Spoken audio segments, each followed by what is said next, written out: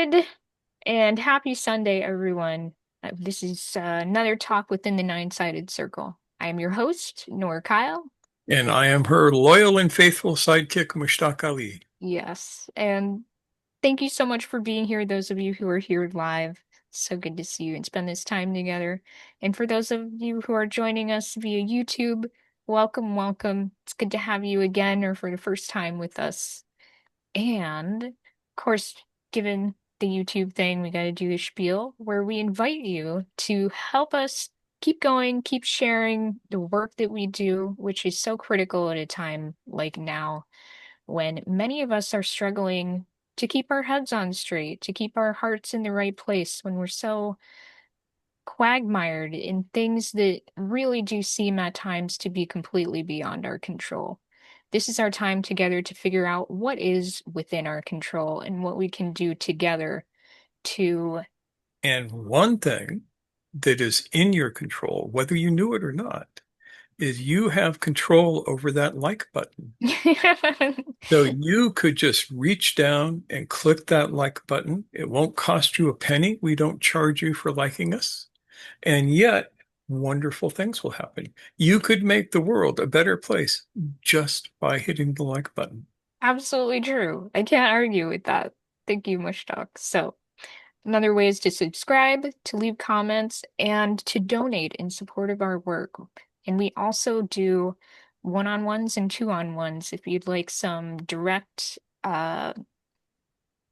consultation support. You can ask us questions, get to know us. We get to know you as well, and figure out how we can offer our skills as dervishes, as people on the path to support you on yours. So you'll find links to all of those things and links to our email list, which I definitely encourage you to join in these weird times where that's the best way to stay updated on what we're doing and stay connected.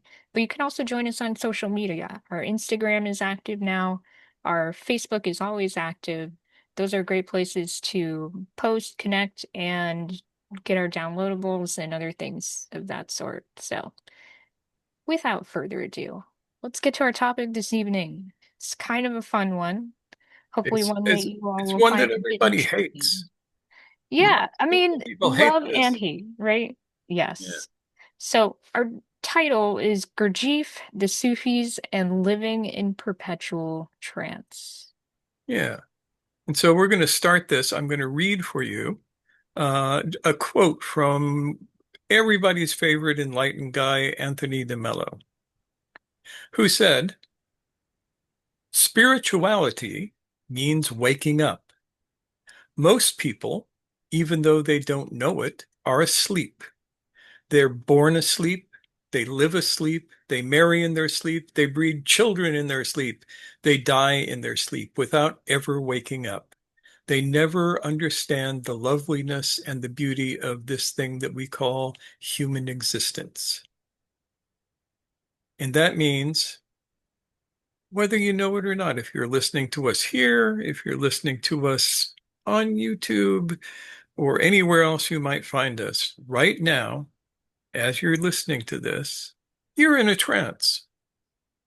You've been in a trance probably since you woke up this morning, and you'll likely be in one when you go to bed tonight. Maybe not. Maybe we will be able to help you out of the trance, but we don't know. And this is not special. This is the human condition. Some people call it autopilot. Gurdjieff called it sleep. Uh, One of my mentors, Milton Erickson, called it a natural trance. Others say that there's no such thing as hypnosis. You're already doing it. You're already hypnotizing yourself. And the question is, if this is the case, can we wake up from it? And if so, how?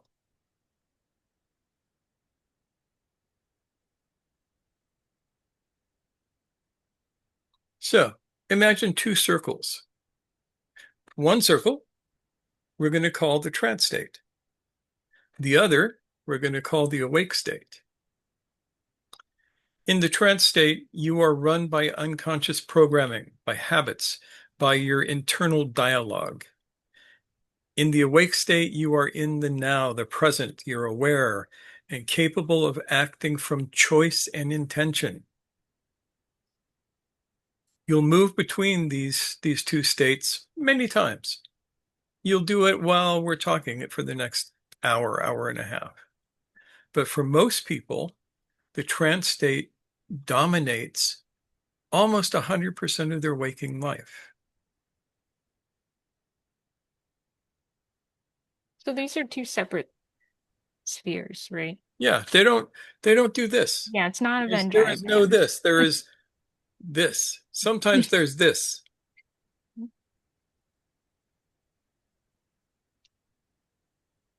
When Weird. you are awake, you are here now. As we used to say, your soul is in the room. At all other times, you are somewhere else, following the voices in your head.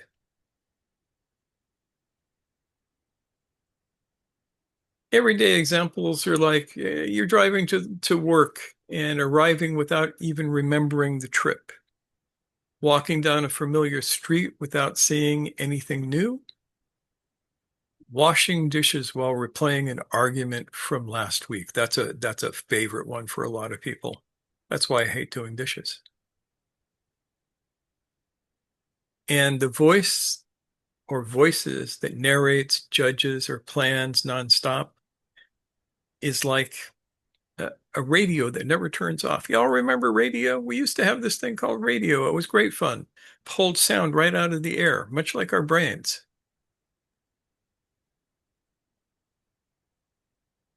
Back in the day. Yeah, it used to be the radio was this huge box made. We had one that was made out of beautiful hardwood and had, metal inlays on it and beautiful cloth over the speakers and then little knobs. And you would tune it to different channels. You turned it on and you had to wait for the tubes inside to warm up. And you knew that happened when it did this sound, and Hmm. then you could get radio. So Then at some point we had transistor radios made in Japan, little tiny things. You could walk around and it would make tinny little sounds in your ear. And we thought it was the coolest thing since sliced bread. And we never realized that we had another radio and it was playing in our minds. And it was the voices that we talk to ourselves with.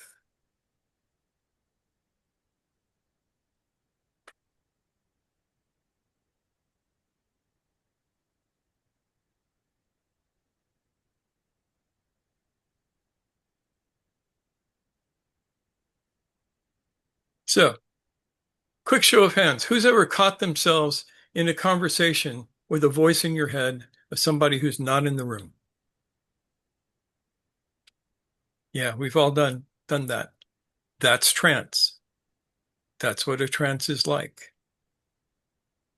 It's neither good nor bad. And this is not to say that trance is necessarily bad. Staying in trance for your entire lifetime is bad. And not controlling your trances is even worse. The world is in the shape that it is now because people do not any longer have the skills to control their trances. It used to be even in um, earlier Christianity, before Protestantism, there were techniques for controlling the trance, for controlling the voices in your head. And we have given them all up. It used to be we had to go to India to find somebody who'd tell us how to shut up. You all know that, right? That's why back in the 60s and early 70s, we all packed up and went to India. It's so we could learn to shut the voices in our head off. We found all sorts of great gurus who said, give me your mind. And some of us were dumb enough to do that.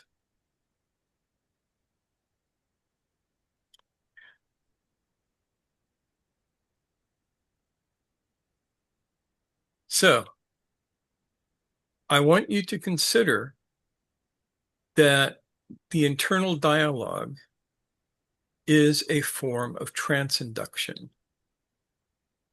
And the internal dialogue is not just words, it is sounds, it is different voices, it is images, it is feelings in the body. All of these together form your internal dialogue. And if I were to put you into trance, I would gently and subtly take over your internal dialogue. I would not hijack it, but I would invite it to go along with me. And the next thing you know, you'd be coming back to an awake state going, that was interesting. But we're not going to do that tonight. We're going to do the opposite of that tonight. We're going to find a way to help you bring yourself out of trance. How are we doing so far? Have I alienated anybody yet? I think they're good. Okay. Yeah, this is a fairly easy crowd. Nobody's going to throw things at me. You'll have to try harder. I will try harder now. So,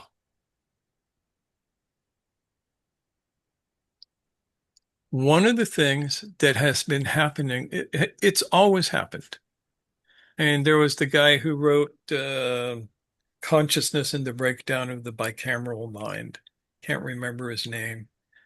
He posited that at one time we would hear the voices of the king or the god or whoever in our heads telling us what to do.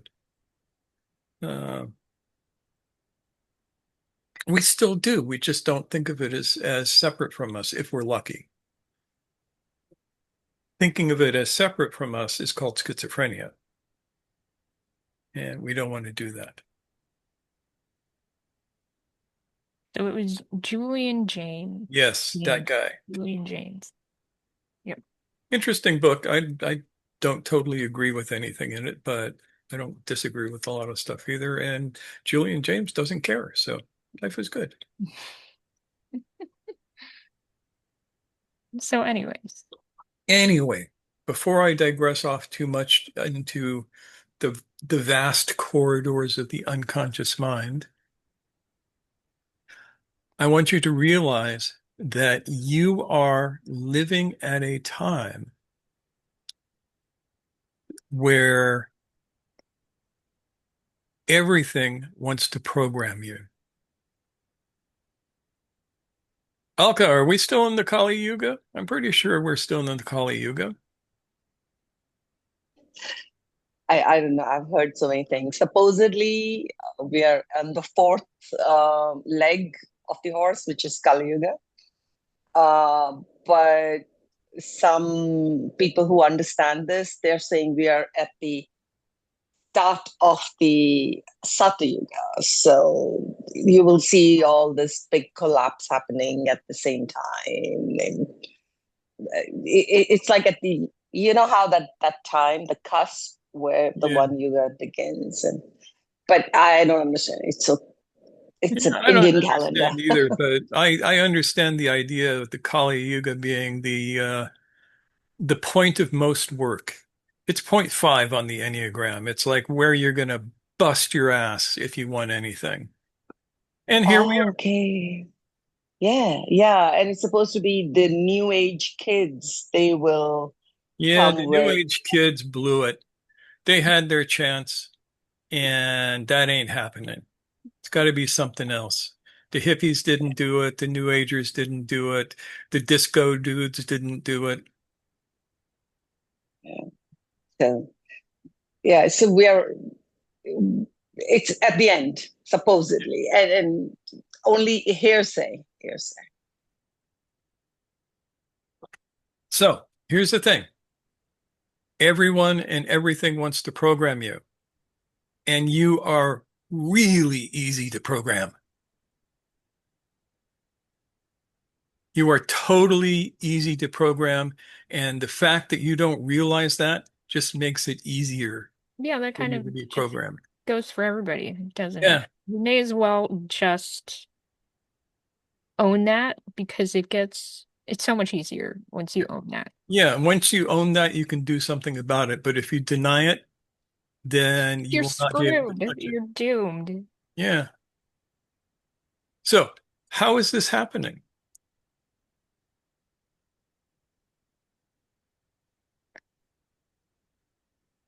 Any thoughts on how this is happening, how you are being programmed? TV and social media. Social media is the medium by which it's happening now. It's one of the big ones. I think the few awake people, like 0.001% people who know this, but they are not, they're money minded. They're the ones who are doing this. They know that we're all in trance, humans are in trance. So they're using it to make money or do whatever, Well, because they're not truly awake people. yeah. Knowing that everybody's already in trance is a useful bit of knowledge. And back in the day when I worked as a hypnotherapist and a hypnotherapy teacher, somebody asked me, "Why are you so good at this?" And my answer was, "You guys are already in trance anyway. I don't have to do anything except direct you." Mm. Yep. And that's the truth. Yeah. How are you being directed? Voices are being installed in your mind. Shri, did you have a thought? Yeah. For myself, it's like I like to stay comfortable. I don't want to be uncomfortable. So if that message is aligning with my comfort or sense of comfort, then I don't get challenged and I'm not standing up to it. If I don't feel brave or I feel I could stand up to something, then I'll shift to something else and they can direct me that way because I'm not being conscious of myself being given a message because I like to stay in my comfort. And I think most people like to stay in their comfort. They Oh, don't like, everybody likes to stay in their comfort zone. yeah. So that's the one But easy being asleep. And I actually caught myself and I admitted it today to someone. I said that I was really tired and this friend is giving me a boot up the bum. And I said, I needed that because I'd gone from rest into complete inertia. And I'd slipped. And that's the trance for me that I thought I justified. That's another word. I justified my position by saying I'm tired, but I just got inert. Yeah. I relate to that. Excellent example of, how we just slip into it. Yep. Frank. Oh, well, yes, I guess I'm addressing this. What causes me to go into trance? I think was the question for me. And there are a lot of subjective answers that apply anytime, depending upon what's happening and who's involved. But basically, for me, I believe it to be my attention is captured, and I can struggle. But if it involves fear or vanity, then I really struggle. And so those are the two demanding things, fear and vanity. But I think attention is the answer that I would give. Yeah. yeah, you're hitting a conversation we had earlier today right on the head. Fear and vanity are what drives this culture. Not just you, everybody. Yep. All right. Mustak, I have a question. Um, when you try to be awake, there is a part of you, at least for me, what I'm struggling with is this extreme body aches, like almost like habits, not the It is blood habit. tests don't tell it. Sorry. It is habit. Yeah, do you think that's also a trance? Like to It get could out of very that well thing? be. If we have gotten you to a physician to examine you to see that there is no organic reason for this, Yes. then when it happens, you can assume that it's likely psychological, or spiritual. And I would assume, if it was me, that that was a way that you keep yourself from staying awake. Because if you have those pains, that's an excuse for you to go back to sleep. Yeah. Yeah. And it's almost like there seems to be no way out. That's what everybody wants you to believe. There's no way out. Guess what? There's a way out. Okay, I'm ready to listen. Not necessarily an easy way out. You might have to jump through the cactus patch, but that's the way out. So you are programmed from birth. The programming is instilled by your parents, your teachers, your peers, the media, the culture, your religion, your sports teams, the politicians of the country. They are all programming you. This is Gurdjieff's mechanical man. Not thinking, only reacting based on conditioning. Once installed, this programming runs automatically through internal dialogue, reinforcing itself.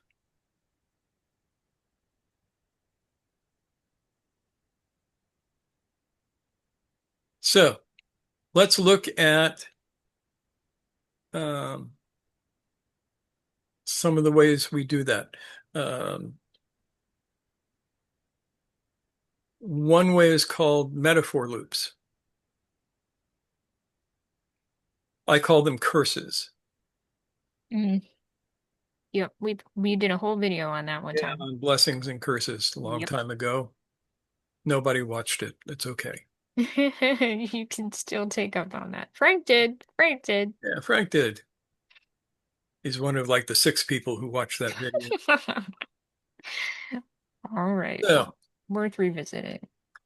when you are saying to yourself, I'm not worthy, nobody loves me, I will never be successful, Yeah. I am too small, too weak, too big, too old, too young, whatever it is that you're saying to yourself, this is a curse that you are laying upon yourself. And because it's you that's doing it to you, it sticks really easily. If I tried doing it to you, you would go, this dude is full of shit. Why should I listen to him? Yeah, that If I can, contradictory nature comes out, yeah. you know? But if you do it to yourself, you tend to believe it. I want everybody, you don't need to tell me, but I want everybody here to think of a curse that you use on yourself on a moderately regular basis. Yes.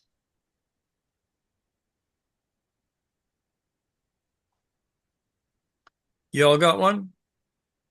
Mm-hmm. Isn't even hard, is it? No. Now, what I want you to do is examine that curse and ask yourself, what is the blessing that would counteract this curse? And you don't need to tell me. You don't need to tell anybody but yourself. And I want you to consider the possibility that if you know what the blessing is, every time you hear that voice that curses you, you can invoke that blessing on yourself. And it counteracts it. And eventually the blessing becomes stronger than the curse. And you all dig that I just did a little trance with you, right? You all understand that. That was a little mini trance. That was what was called a hypnotic suggestion. And even though I'm telling you that, and even though I tried to do it obviously enough for you to see it, it is still going to work. How surprised are you going to be when tomorrow you curse yourself and that voice comes up that says, wait a minute, have a blessing. Boing.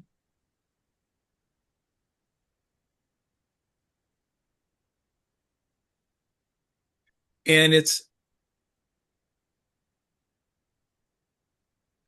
that simple, but simple is not easy.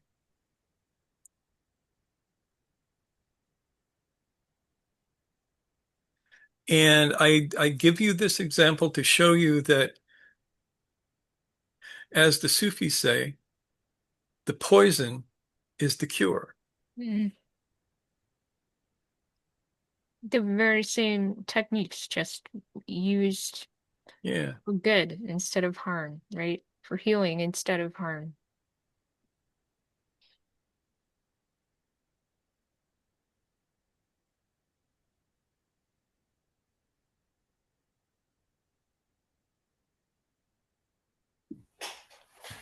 Yes, Frank.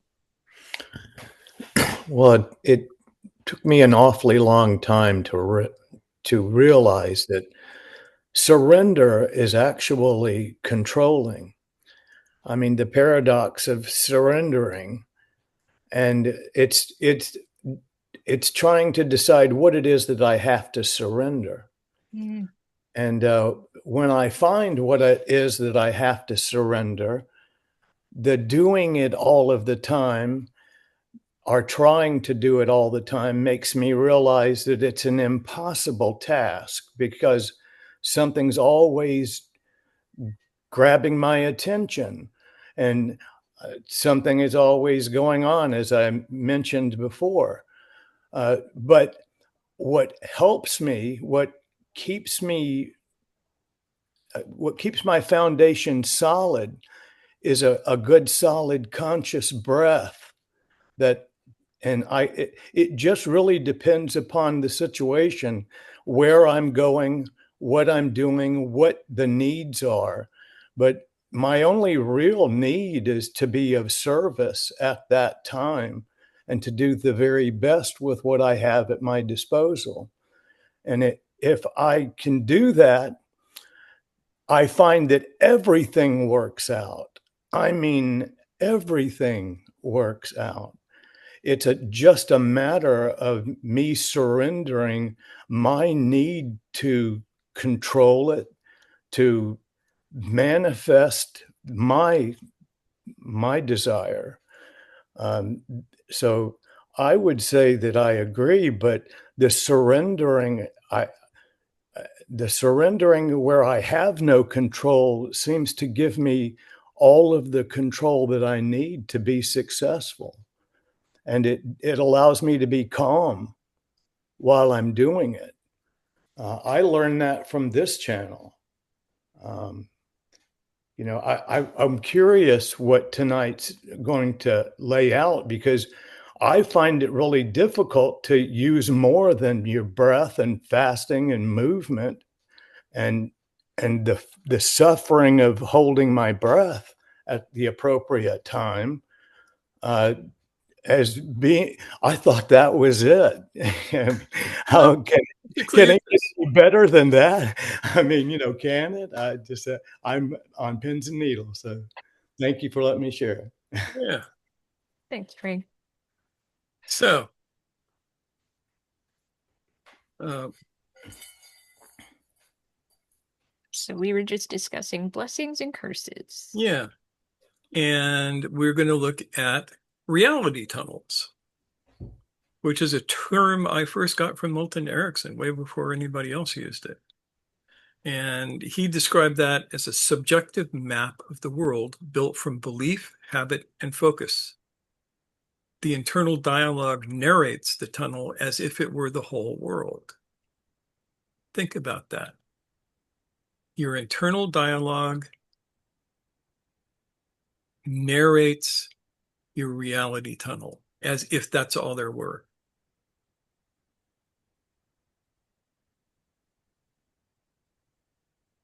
And breaking trance means seeing that tunnel and realizing that other maps exist and are as valid as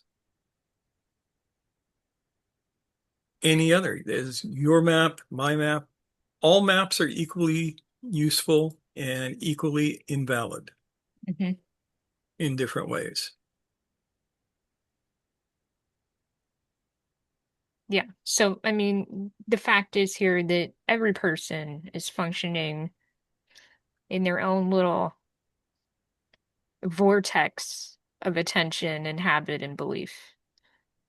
And once we realize that, not only can we empathize better with one another, but again, we get to take ownership of that tendency of ours as human beings to get stuck in our little reality tunnel vortexes. Yep.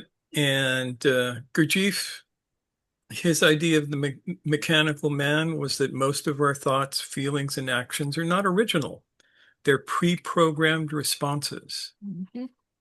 And if we're willing to accept that as a working hypothesis, it's possible to change it. If we are not willing to accept it, yeah, that's okay. You can have whatever you want. Yeah. I mean, we've talked, we don't need to go totally down this rabbit hole, but we have spoken about this idea of identification with our feelings, with our habits. Oh, this is me. This is just what I do. Once you declare that and you set that as who you are, the fact that you only eat Fruit Loops every day for breakfast and you've done that for 30 years, that's you. Then okay, you could have that be who you think you are,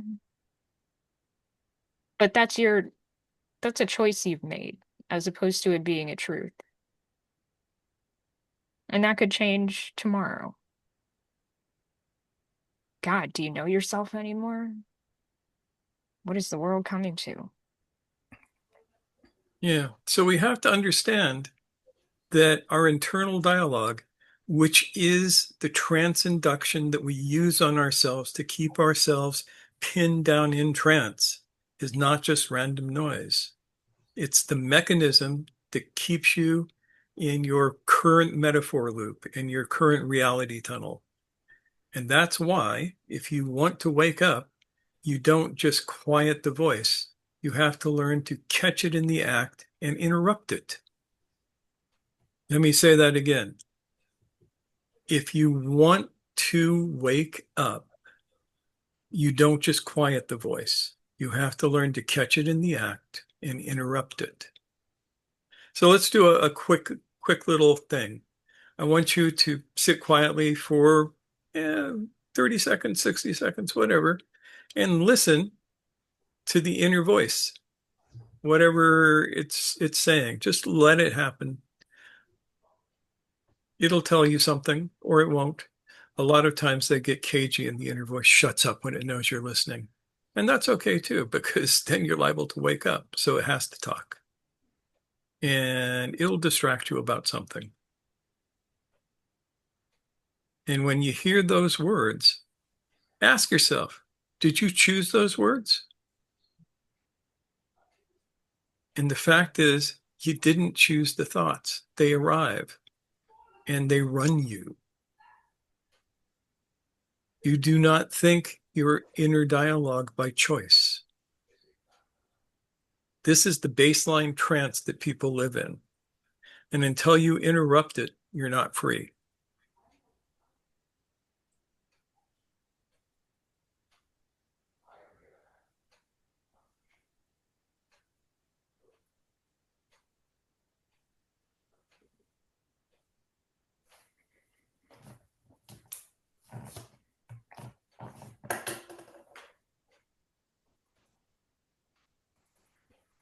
Does that make sense? Mm-hmm. Or I mean, am I just blathering on? Well, I am just blathering on, but hopefully I'm blathering on in a way that will make some sense to you all. Yeah.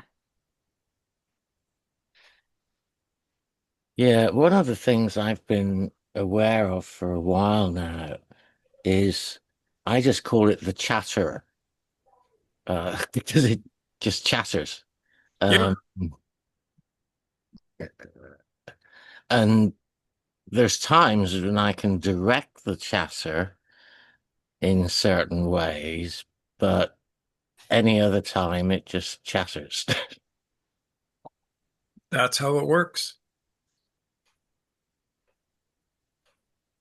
Who haven't we heard from? Well, Frank is unmuted. Did you have a thought you wanted to share, Frank? Well, I wanted to ask a question.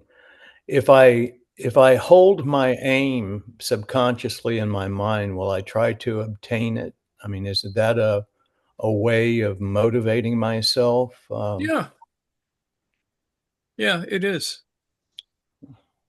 Okay. Yeah, I was just wanted to ask that. Yeah, that's a good question. Nice.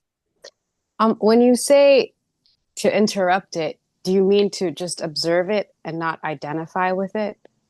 That's the start. So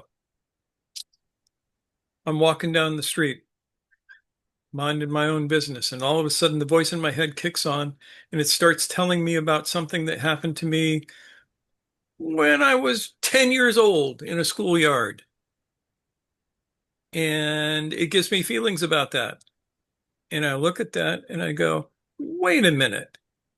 This has no relevance to my life. This is meaningless. And I stop the thought.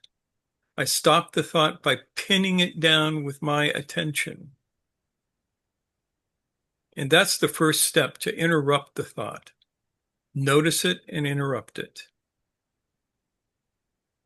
You have to become aware of that constant chatter. I use a phrase: catch, interrupt, redirect. So I will catch the thought. I'll notice the internal dialogue. I'll use a pattern break. Okay, everybody, I want you to find a voice in your head that frequently talks to you and tells you something that makes you feel bad. Don't tell us what it is. Take a moment, find that voice.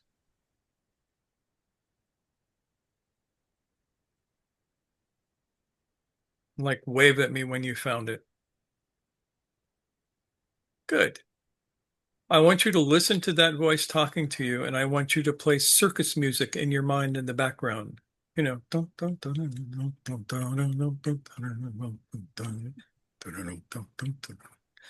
and I want you to turn that voice into the voice of Donald Duck or any other ridiculous voice. Donald Duck may be too far back for a lot of you. SpongeBob. Rocky and Bullwinkle. Bullwinkle has a great voice for that. So have whatever that voice delivers to you be delivered in the voice of a cartoon character with circus music playing in the background. What happens to it?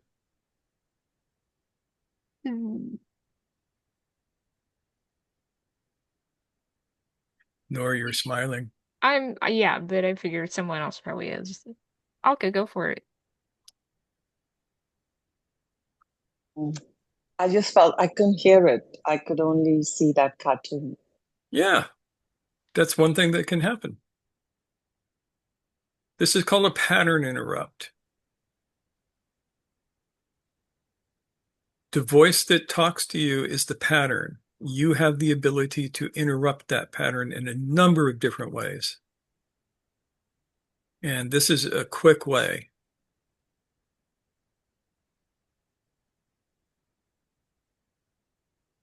Here's another way. Think of a situation that you were in that you can see visually where you were feeling embarrassed.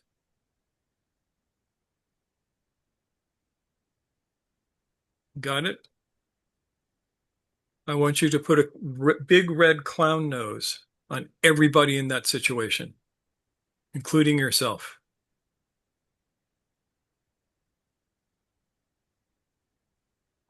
This is real simple stuff. These are just Jedi mind tricks.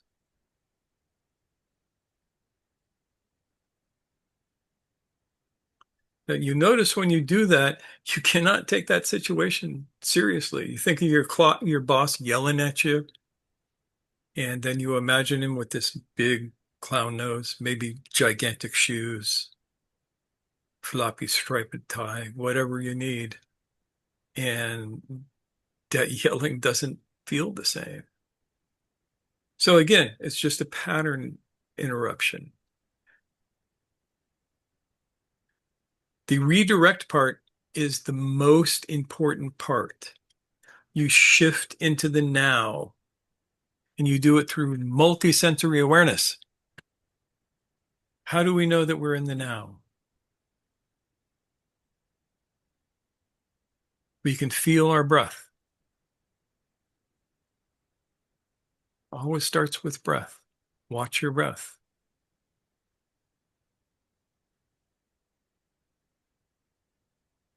You can listen to the sounds around you. You can feel your body. You can feel the temperature of the air on your skin. All of these things redirect you to being in the now and being present in this moment, from moment to moment to moment. Catching is the hardest part, but you can't wake up from a trance you don't see.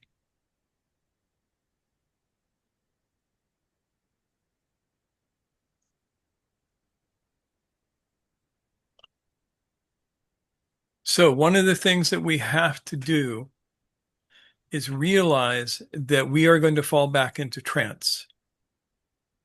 It's inevitable. Gautama Buddha used to go back into trance from time to time. Like if his stomach growled, he would go, I'm hungry. And he would think of food in the future. Did you know that that's a trance? If you think about what's liable to happen in the future, you're going into a trance. Anticipation. Yeah, and that's okay. Nothing wrong with that. If you can't do that, you don't know what you're going to wear in the morning.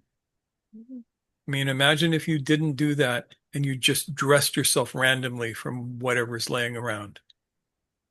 Yeah, or You you've might got not an have to appointment the next imagine day. yourself in a clown suit. You would be. Yeah, it allows you to prepare.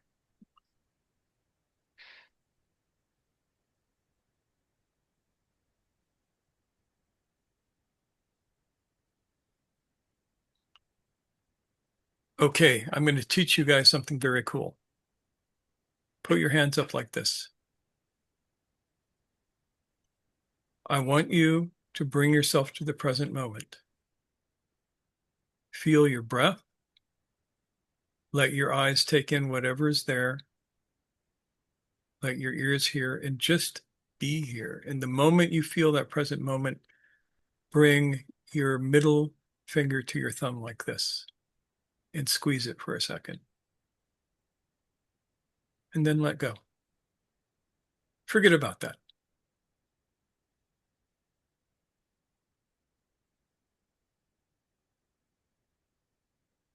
Now, put your hands up like this.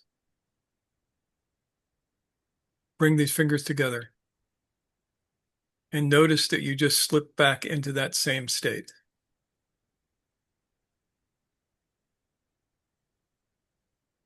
And then let go.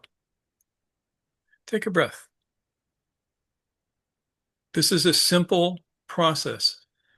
All of the spiritual communities do this in one way or another. Clinically, it's called anchoring. You are using a physical cue to re-access that state of awakeness. And it's literally that simple. Why do you think all those Zen guys sit like this? Right? This is a signal to your mind to go into a state of awakeness and to be here, to just be here. And you let it go and you can go off. Think about things and then bring it back. So throughout the day, when you find yourself, oh, I'm rattling off in a trance, just do this and take a breath. And it will bring you back to that present moment. You won't stay there for very long at first, but you will stay there.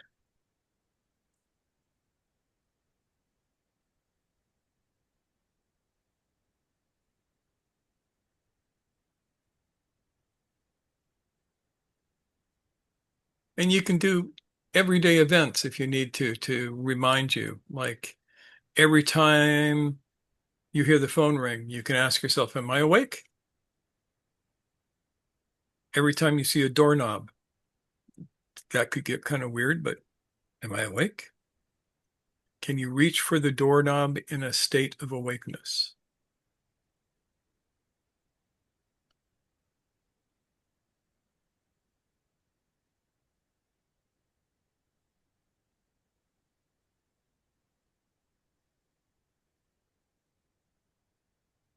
So later on, today or tonight, you might notice that the voices have started and you remember this moment, this one moment when you have brought yourself to an awake state and you've turned off the voice, you've interrupted the voice for just that long.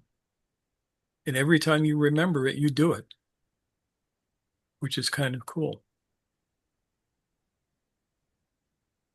Gurdjieff said, catch yourself, even for one moment.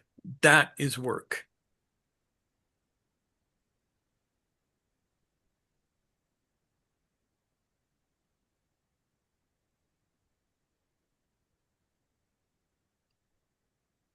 So that is the core of tonight's message.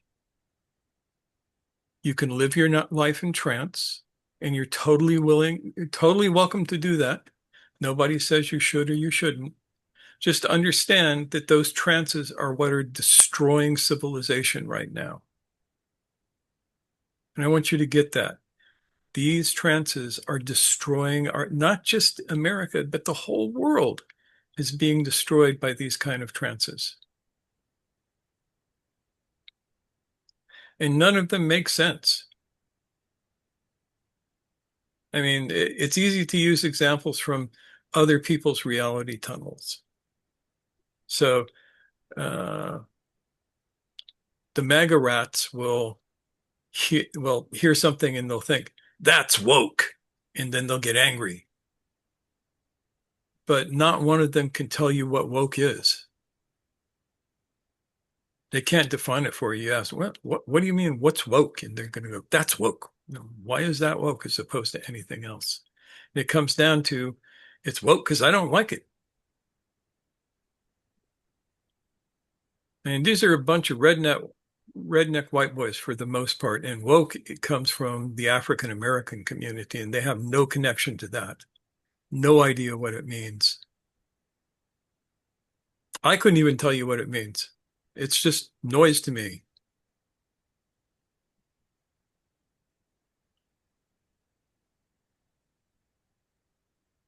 And once it's noise to you, it doesn't really affect you all that much.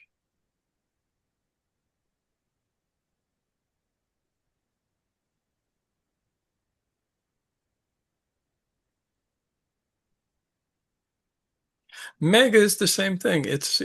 Mega doesn't mean anything. If each of us thought of what's mega, we're usually going to see somebody with a ball cap on and they're going to be pissed at something for no reason. But that's not all of these people. No, that's a heuristic. Yeah. A shorthand. Stereotype, blah, blah, blah. Yep. All right. That's all I got to say about this. Any questions? Give me all your questions. Yeah, any thoughts or questions? Yeah. Make up questions if you don't have any. Yes, Frank. Well, a lot of things did come to mind. I like the idea about using Donald Duck's voice, for a lot of the things that pop into my head. I hope I can get that one to latch in. I was thinking that keeping your aim, that's kind of like a positive use of the trance, then, with what you were saying. And I wrote here, body memory, when you gave when you I guess you anchored the movement to Yes. the feeling. And I was remembering that I've learned in the channel that my posture and my stance can also capture emotions and can bring them back, meaning, I might say this wrong, but if I sit inappropriately, just my posture can bring back a mood that I normally might get in, that, or Absolutely Yeah. correct. something Absolutely. to that effect. I just recall that. I don't know. That's all anyway, good talk. I'm good to see you guys.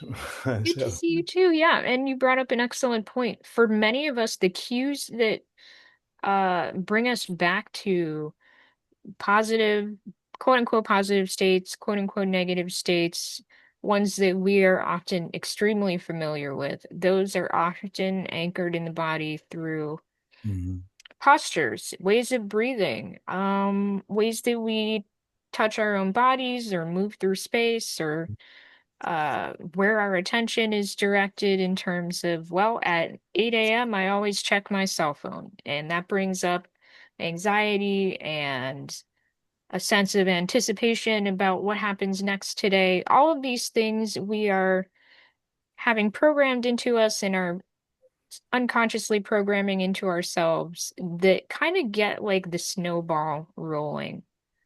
Yeah. And this is why practices like Mushtaq has talked about today become important, because we get to step in, we get to interject some intentionality into how our day goes, because we're taking notice of these cues that have been anchored in us. Well, not to say, not to be the only one talking, but for me, I find honestly that just thinking about what is the next right thing to do is the only thing that I need to really be concerned with. There's so much that's going on and so much to entertain me, but then again, when I was retired, that was the case. Now that I've started working, I mix that, I blend that, my responsibility with that that's going on in the world, and try not to have these problems. It's so difficult now with everything that is happening. Politically, though, it's very easy for me to cut all of those lugheads out, but it's very difficult for me to cut the killing out in my mind that's going on. So that tends to get me, that puts me into a trance anytime I walk by a television and I happen to catch that, then I do have to work myself out of that, resurrender, realize I have an opinion about all of that. But once I can get myself back to surrendering, back to, considering what is really important, and that really is my serenity is the most important. If I'm not serene, then I can't share that with anybody. And, I can't see what they're going through if I'm too busy going through something. And that I found that to be very helpful for me if I'm looking for relaxation and satisfaction in my life. I find that in helping and seeing what other people are going through. Absolutely. Yeah. You But know, one so thing I want to note, sorry, Frank, I don't mean to yeah, interrupt you. no, you're good. Go, please. The fact that at first you're acknowledging, so you're not just, I've talked about bypassing before. This is not about bypassing. It's not about denying what has arisen in us, whether that's through, the cues of like, oh, I am noticing that there's an experience of tightness in my shoulders right now. Like, we're not bypassing what's showing up.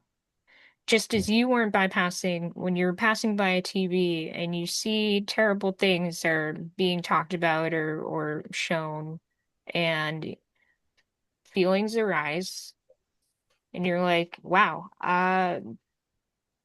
feelings are arising, acknowledging those feelings and not pretending they don't exist or that they're not arising, and then intentionally moving towards different states, different, shifting the intention on purpose Mm-hmm. in a way that's going to be, it's kind of the same thing as Mushtaq was talking about earlier, where you have the impulse, the curse that pops up. You don't have control over that, as he said. But the blessing is where you step in and you counter it in a way that's productive and meaningful for you. Mm-hmm. I don't let it go too deep. I really try Right. to identify it and not ruminate on it. I try not to capture the essence of what I'm about to go through. I like to consider it in that regard, that if I do that, I'm going to go through this. Mm. And that has helped me realizing that I'm not strong enough to pull myself out of some of those ideas and some of those things.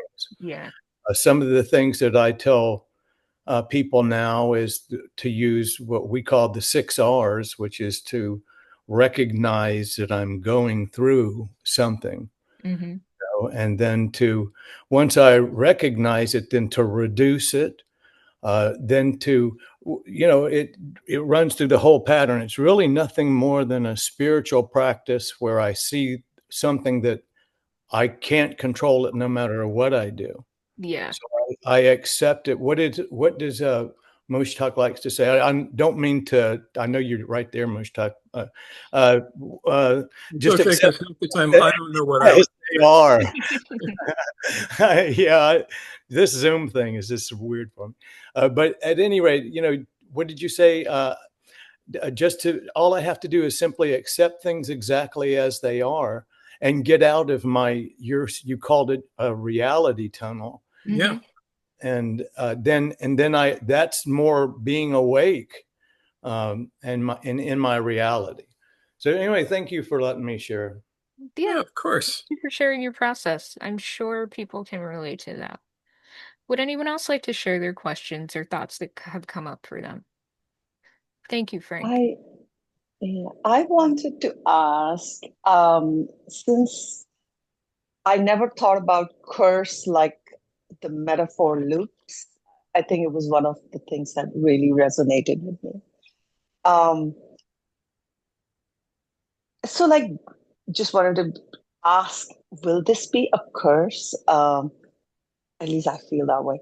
So, girls are told from the time of birth, at least in India, I don't know about any other part of the world, um, that you are to be married. This is not your home, right? They are all emotional about it. They all talk about it as a beautiful event. Um, will that be like a metaphor loop or a curse? Because nobody It's talks not. about what happens after that Yeah, it's event. not a curse per se, but it could become one. If you interpret, It Right. is a metaphor loop. yeah. And, Yeah. It's and the like fact that it nobody. deviates Yeah, from sorry. reality in several ways can be Mm. problematic. Yeah, it's like they make you feel you're not complete without doing that. Like you're an incomplete person. Everybody talks about it, either subtly or openly or just in every conversation throughout your life. It's a really big thing to fight, to be awake through all that. Yeah. So I was just wondering. So it's not a curse, I get your point, but it's a metaphor. Yeah, it's part of the trance that people put in their own heads Mm-hmm.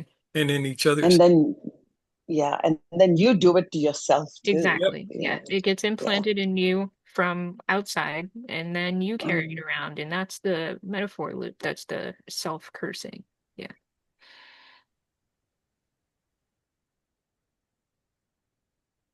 Yep. Yes, Ian.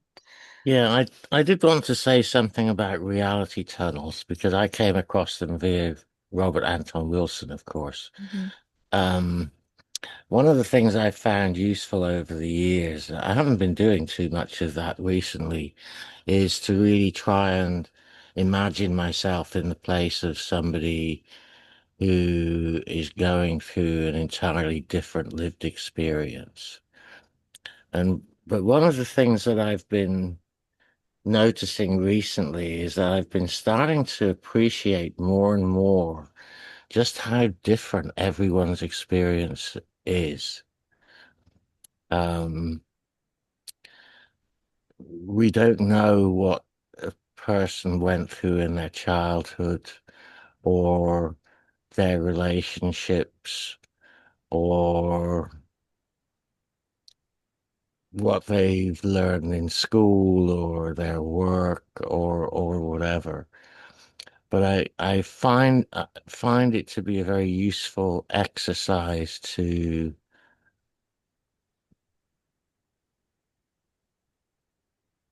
as a way of at least temporarily stepping out of my own reality tunnel and trying to imagine what other people's are.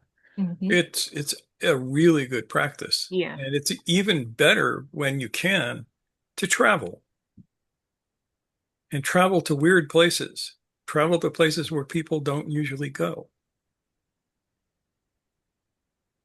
and meet people and hang out with them. Don't stay in the hotels. Yeah, that's not really practical for me these days. But Yeah.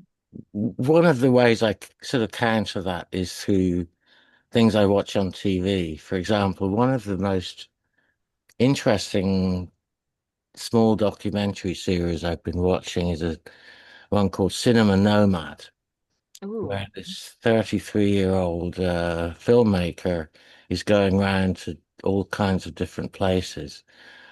And there was one I watched tonight just before coming on here, which was when she was in Cambodia. And she talked about the period when the Khmer Rouge under Pol Pot just took over and trashed the place, to put it mildly. And it's like when you think about the experience of those people, um, another one um, is a series called Trafficked by Mariana van Zeller. Yeah, that's on my list of watching at some point. Yeah, she's a remarkable journalist who just has developed a whole lot of skills in getting access to people in underworlds. And the stories are just phenomenal. I mean, a lot of them are just tragically heartbreaking. In fact, most of them are tragically heartbreaking. But it just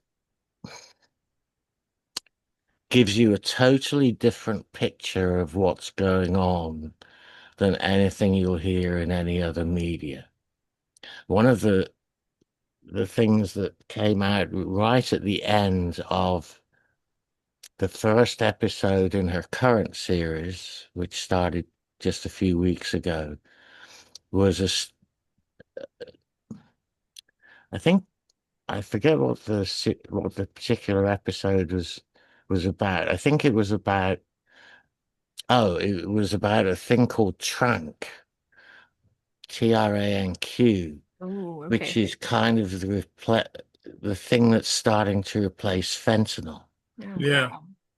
And it's truly horrible. Like when people inject themselves with this, it actually starts destroying their skin. But the most chilling part that I heard at the end of the episode was somebody saying that just how much the trade is facilitated by people throughout all levels of law enforcement in the US. Um, and that's kind of chilling. That's It's the word. Yeah. Chilling. but these are to me these are all ways in which I can start to get more awareness of the different realities that people in other situations experience. Yeah. I And agree. for example, with some of her interviews with people in the cartels, it's like it's not like they really chose the life. It's like it was the only way that there was any opportunity for them to have a job. Um, Perhaps also like soldiers. I'm just thinking off the top of my head here, but soldiers, well, it's different with an all volunteer army, but particularly in areas where there's conscription, such as in the Israeli army, people don't have a choice. And that system is not exactly one where you can pick and choose what you end up doing. Right. Yeah. So you brought up some good points about how to build that awareness.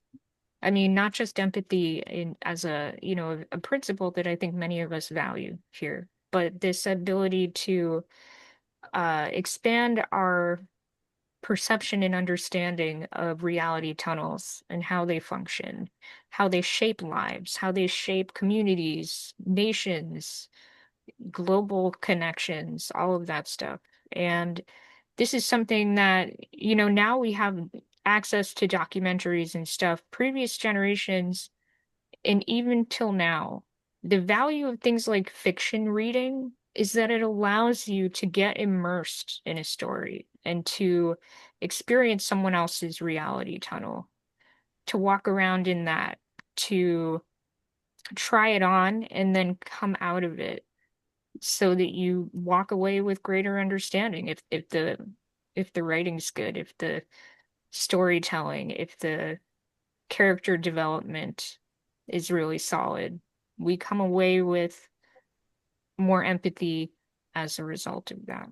So, thank you for sharing, Ian.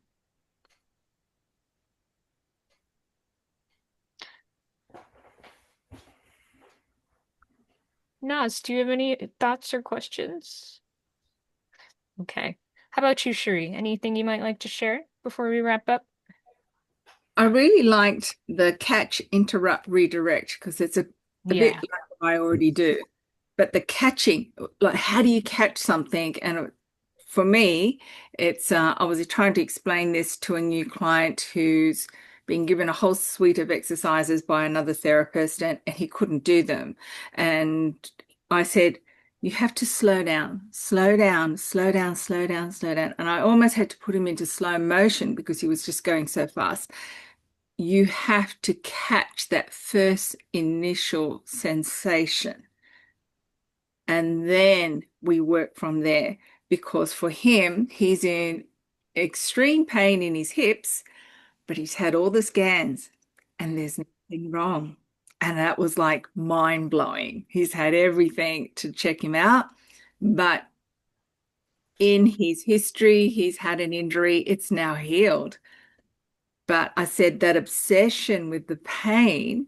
So his brain, I said it was a little small part of your brain, but apparently it only takes 3 months to actually leach into other areas of the brain. And so it takes up more real estate of your brain and it becomes so big that you don't know how to undo it. And you've got all these neural connections all about this pain and it's not real. And then this is where my analogy is taking to what you're all talking about, especially Mushtaq, that you think the things that we believe, the things that we follow, the things that we hold to us, it's real to us, but sometimes it's extrapolated so much we can't get a handle on how to put it down and interrupt it and redirect into a more healthy way of being, that is a really hard thing to do. So the catch part, you have to slow down to feel that initial impulse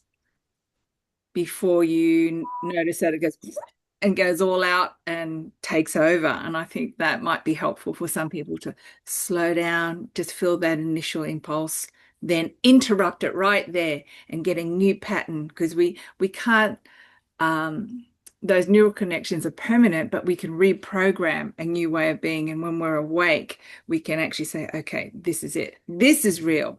Because my interrupt was a saying that came from a Tibetan monk. And he would say to me, not even real.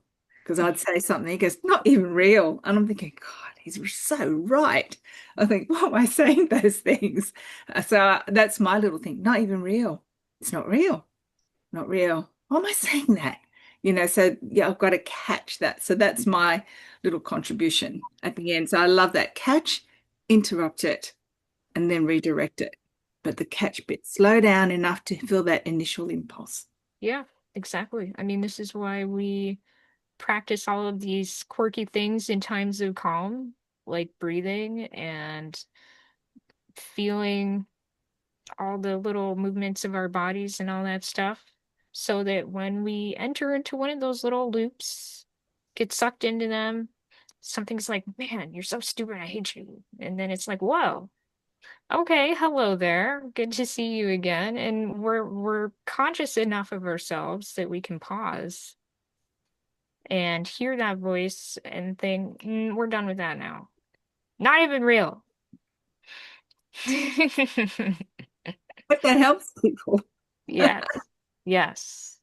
But it happens so fast. Like I'm talking about it as if this is kind of a slow roll, but it is so instantaneous and it gets easier to catch it with practice. This is true. Mhm. All right. So we have talked about a bunch of interesting things tonight. And those of you who are on your toes will notice that they do, in fact, relate to other things that we've talked about.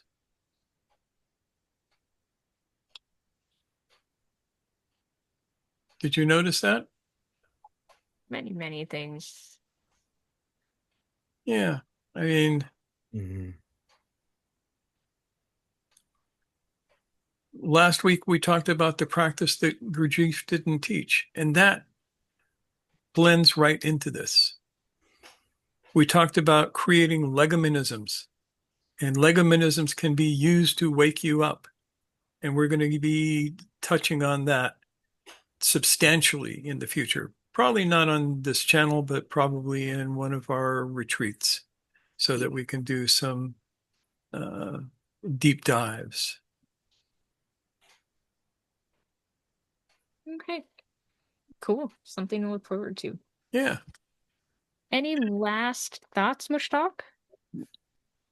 Yeah. Have fun with this. Yeah, and see if you could put those cues to nice use as opposed to beating yourself up use, like is more our tendency. And whenever possible, be around people who are not like you. Mm. Yep. It's definitely educational. All right. Well done, everyone. Thank you for the active participation and sharing and hanging out with us. And I guess we can go to Brady Bunch mode if we haven't already. We haven't yet, but we are about to. There we go. And we'll get Okay. Alka out of here before her next class. Yes, so close. Okay, so one thought I want to share is, ooh, should have said this at the beginning. Usually we do have our 2 talk Sunday every month. From now on, we are going to do 1 talk every third Sunday, and it's going to be a 10:30 a.m. talk. We are streamlining things so that we can bring our best to you guys. Yeah. So every third Sunday of each month is going to be our morning talk. Every other Sunday, I mean, in the sense of one Sunday out of the month, the third Sunday, it's going to be our 10:30 a.m. time, Pacific time. And every other Sunday of the month is going to be 6:30 p.m. Pacific time. So, Unless we change it all, I mean, you never which know. we might do just to keep you on your toes. Next week we will see you 10:30 a.m. Pacific time. All right, folks. See All you right. all Yep, later. we could wave to each other, wave to everybody watching on the replay. Take good care, have a wonderful week, and we'll hang out with you again soon, God willing.